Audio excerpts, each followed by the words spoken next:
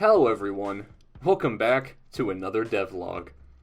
Today, we'd like to talk about some of the improvements we made to our combat system, but before that, let's have a little introduction at some of the basic elements of said system.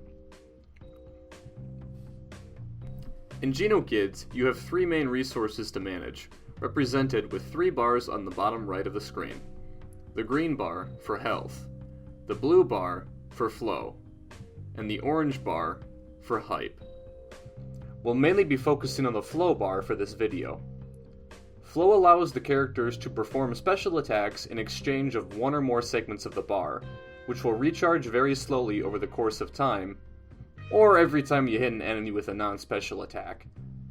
Some of the moves you can perform with it are Blue's Turbo Thruster, Jet Saw, or Judgment Blast. It was thanks to the last one in particular that we noticed a flaw in our combat system. For quite some time, we thought the battles felt stiff and rigid until one day, while we were testing, one of the enemies slipped right down as we were using said special, wasting more than half of our flow meter. This is not fun, nor cool. It was at that moment when we understood what was wrong about it. The system was not entirely 3D. Whenever you performed an attack, the character would look at the target, but only on the horizontal plane, meaning that if the enemy was to your side instead of right in front of you, the character would immediately correct its direction to properly face the enemy to hit it. This led to a situation where you'd be fighting in a pair of 2D horizontal planes, one on the ground and another one in the air. Sure, you could jump and launch enemies into the air, but that was just a small move upwards before continuing to attack horizontally.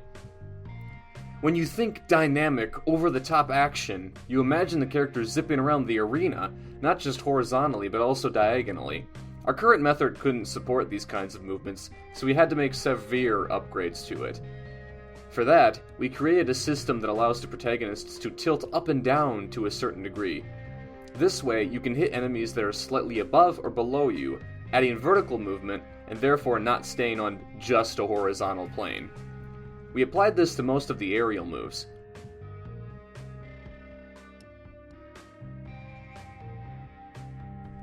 Now, in order to make the combat feel more fluid and anime-like, we wanted the characters to be able to chase down enemies, whether they're on the ground or in the air. So we made a contextual move called Air Chase that propels the character onto the enemy as long as they're within a certain range.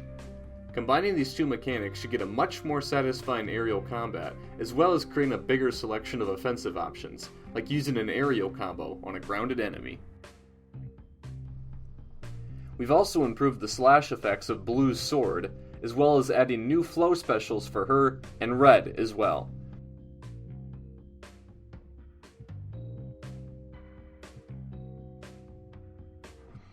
We think the combat feels much more fluid and interesting now, but what we've done tackles only half of the issue.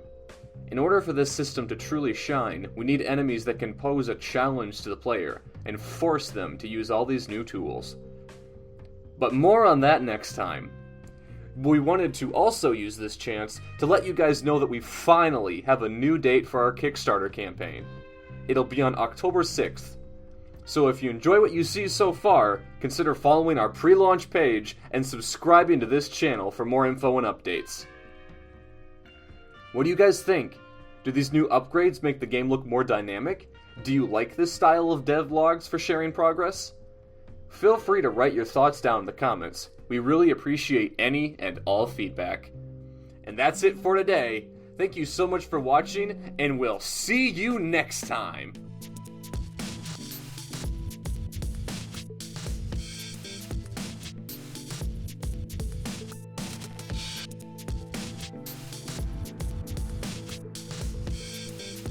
Cock and ball for